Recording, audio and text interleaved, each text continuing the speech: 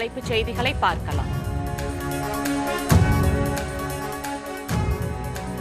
ஹிந்தி படித்தால்தான் காசு தருவேன் என கூறும் மத்திய அரசு காசு தரவில்லை என்றாலும் தங்களால் அரசாங்கம் நடத்த முடியும்.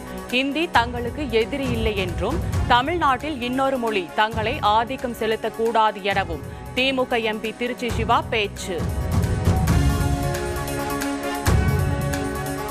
திமுகவினர் நடத்தும் சிபிஎஸ்இ பள்ளிகளில் ஹிந்தி கற்றுக் கொடுக்கப்படுவதால் அதனை முதலமைச்சர் மு.க.ஸ்டாலின் மூட சொல்வாரா என முன்னாள் அமைச்சர் கடம்பூர் ராஜு கேள்வி.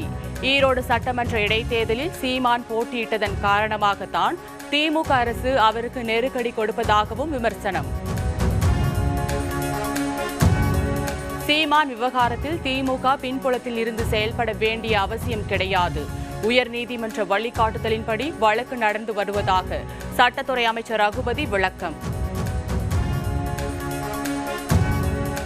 இலங்கை சிறையில் உள்ள தமிழக மீனவர்களை விடுதலை செய்ய வலியுறுத்தி ராமேஸ்வரம் மீனவர்கள் 3 நாட்களாக போராட்டம்.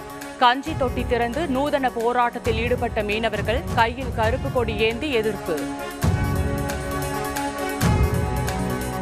தான் ஆட்சியில் இருந்தால் பாலியல் வன்கொடுமை செய்பவர்களை வெட்டி விடுவேன். பாமக தலைவர் அன்புமணி ராமதாஸ் பேச்சால் பரபரப்பு. அனைத்து கட்சி கூட்டத்தில் தமிழ் மாநில காங்கிரஸ் பங்கேற்காது. கட்சியின் தலைவர் ஜி.கே. வாசன் அறிவிப்பு. திண்டிவனம் அருகே நீட் தேர்வு அச்சத்தின் காரணமாக மாணவி இந்துமதி தற்கொலை. 2வது ஆண்டாக வீட்டிலிருந்தே பயிற்சி மேற்கொண்டு வந்த நிலையில் சோகம். ஸ்ரீபெரும்புதூர் அடுத்த ஒரகடம் பகுதியில் கடையில் விற்பனைக்கு வைக்கப்பட்டிருந்த 22 கிலோ போதைப் பொருட்கள் பறிமுதல். மதுவிலக்கு காவல்துறையினர் நடத்திய சோதனையை அடுத்து கடையின் உரிமையாளர் கைது செய்யப்பட்டு சிறையில் அடைப்பு. ரமலான் மாதம் அமைதியையும் நல்லிணக்கத்தையும் கொண்டு வரட்டும். இஸ்லாம் மக்களுக்கு வாழ்த்து தெரிவித்த பிரதமர் மோடி. பாகிஸ்தானில் உள்ள வெடிமருந்து கிடங்கில் திடீரென ஏற்பட்ட வெடி விபத்து. 6 கிலோ வெடிமருந்து 20 வெடிகுண்டுகளை கைப்பற்றிய போலீசார் 20 பேரை கைது செய்து நடவடிக்கை.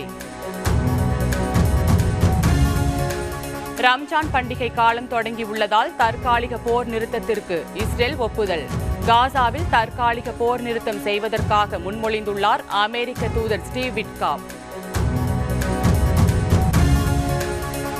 அமெரிக்கா அளித்த அனைத்து ஆதரவிற்கும் தாங்கள் மிகவும் நன்றி உள்ளவர்களாக இருப்போம். இருதரப்பு உறவுகளை வலுப்படுத்தும் நோக்கில் கனிம ஒப்பந்தத்தில் கையெழுத்திட தயாராக இருப்பதாக உக்ரைன் அதிபர் ஜெலன்ஸ்கி அறிவிப்பு.